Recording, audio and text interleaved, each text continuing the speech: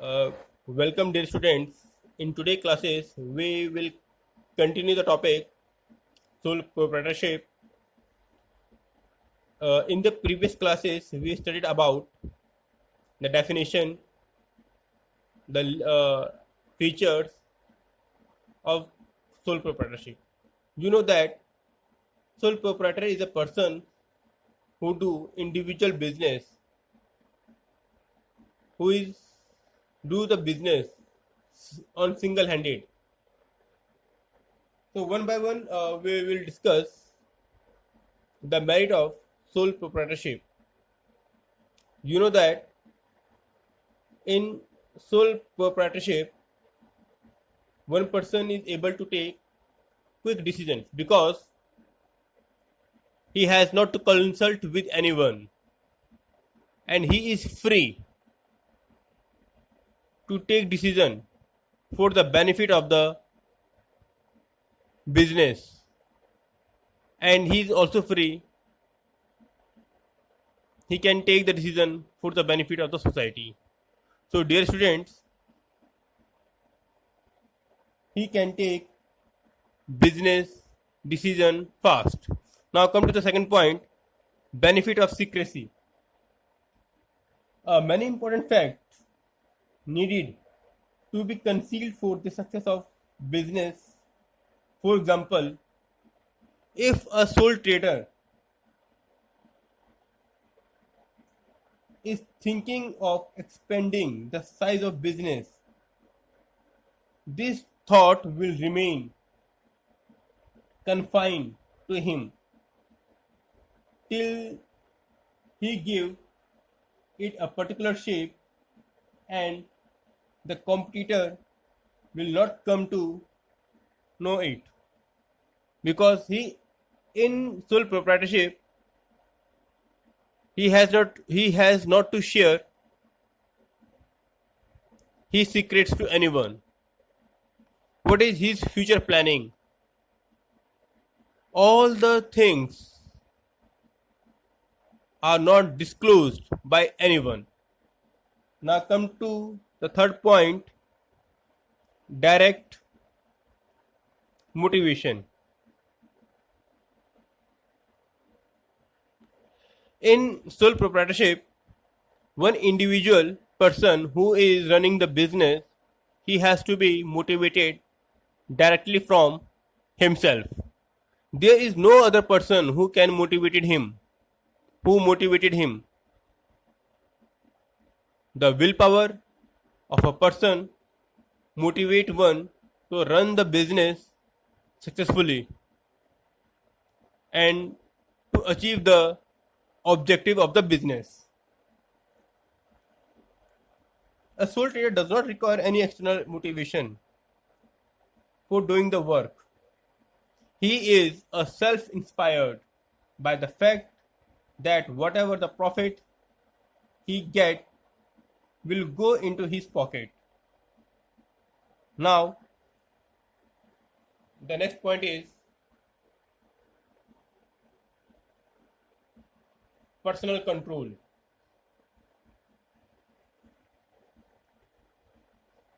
A sole trader has a complete control over the business because he is the only owner and the master of everything. All the employees are under his control, and nobody can afford to be careless in his work. In this way, good work is possible at less cost and time. Now, the next point is easy formation.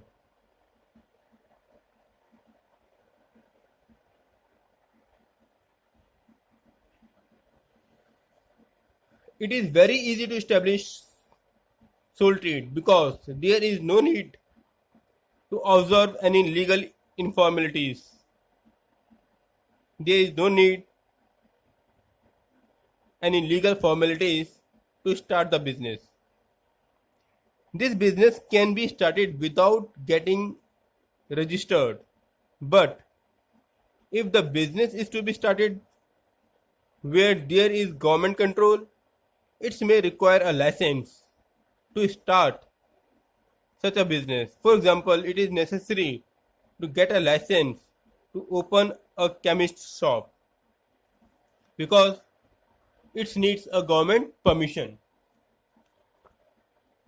Now, come to the second point.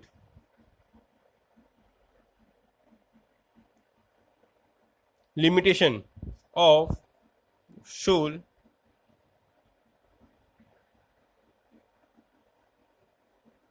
proprietorship.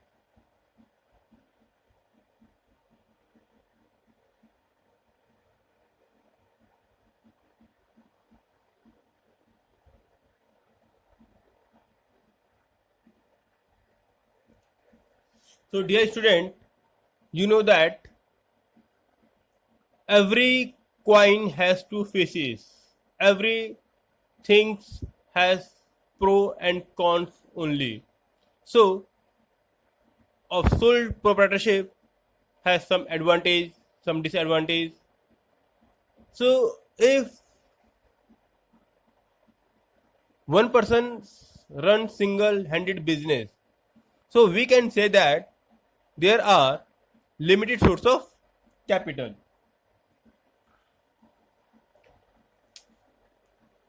A single individual generally can't have the sources, or he having a limited resource, so he can't expand his trade and enjoy the benefit of a big trade. Now come to the second point.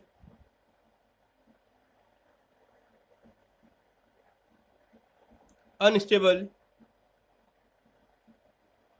existence, because he is running his business individually. No one person is there to direct, to motivate him. So once the business is suffering a loss, when a business is in risk, he has to shut the door of the business. So we can say that if the loss is going or loss is incurred for the long time, one has to close the business, or we can say that the business existence is not stable. Now come to the next point. Unlimited liabilities. Dear students, we can say that there are a number of responsibilities of a single individual, because one person is looking the business, one person or one person is looking everything. He has looking for recruitment, he give training to the employees,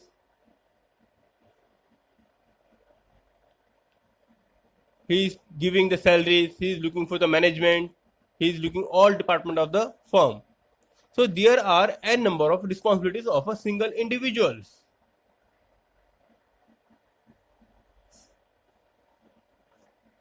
That it is the greatest disadvantage of the sole individuals, and it is undividable risk.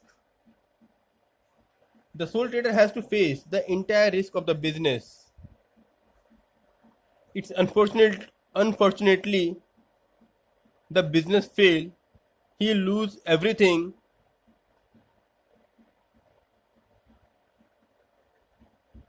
Now come to the next point.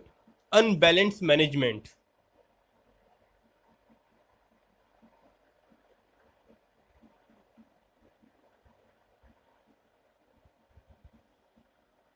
In the sole trade, all the activities like purchase, sales, production, marketing, finance, recruitment have to be performed by the single individual. No single individual can be such a capable to perform all these activities successfully. He has to be face many managerial problems, and as a result his decision is not appropriate or imbalanced. On the other hand, of the limited financial resources, the appointment of the manager on salaries can't be made. So, this form of business organizations remain deprived of the advantage of the managerial services. So, dear students, they are the merits and demerits of the sole proprietorship. And with the completion of this topic, the syllabus of sole proprietorship is also complete. If you are having any problem, you can call me or text me on the given number. Thank you.